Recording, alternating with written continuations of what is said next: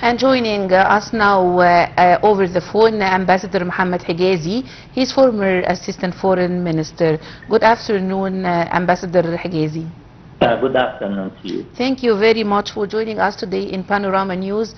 I would like to start by asking you about the latest developments on the ground concerning the escalating tension in the Middle East so far.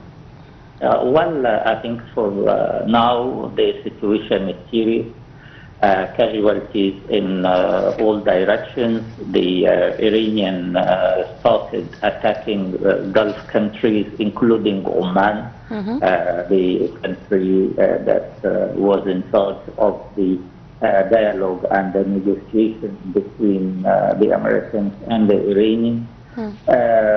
This escalation of regionalizing the situation is so dangerous. The threat to free navigation in the Hormuz Strait also have shown the danger that we are in because of the aggression of Israel and the United States against Iran. So we hope that a containment policy should be pursued by all parties, and the wisdom will drive them all to understand that the negotiation was close to reach an agreement, and there is no reason why should have we went into this war against the eastern direction. The negotiation was, as we heard, close to reach an agreement. So the situation might escalate for a couple of days, but a containment and a diplomatic channel being between the parties in conflict, the U.S. and Iran, or through the UN Security Council, who met yesterday and sent a message to contain the escalation, or through the regional parties who should maybe talk to the United States to refrain from enlarging the war. As for now, the war between the parties are within limits that was expected, but shouldn't go further and should be short. Otherwise, it will threaten the regional stability, and it will inflict humanitarian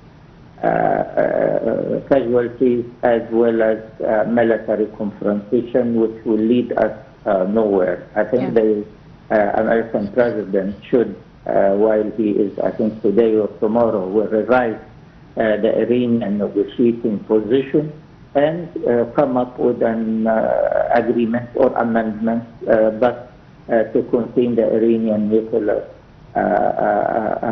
program with military force was failed in the previous June attacks, and this is again the same mentality that is driven by an Israeli agitation and an Israeli pressure to cripple the regime in Iran, which will never happen through military force. This is a choice of the Iranian people and not through military power, and this is totally against the UN Security Council statement in June, or against the discussions we have heard, as well as against the Charter of the United Nations that does not allow any country to intervene in the internal affairs of other countries, particularly with military means. Yes, Ambassador Hegazy, Iran earlier announced the assassination of the Supreme Leader Ayatollah Khamenei early in Iran. Do you believe that this assassination will hurt the diplomatic channel for peace in the region? No, not at all. I think it will further escalate the situation. The revenge will come to hurt Israel, as we have witnessed a few hours ago when an Iranian strike killed like 10 persons in one of the Israeli settlements. So it will go like this. they will kill in Tehran, and the Iranian will kill in Israel.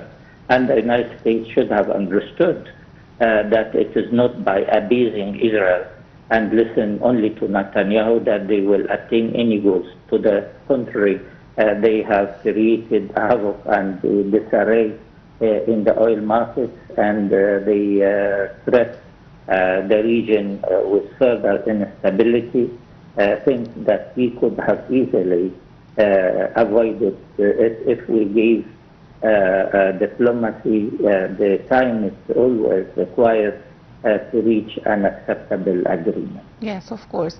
Well, Ambassador Mohamad Hegazy, former Assistant Foreign Minister, thank you very much for joining us today in Panorama News.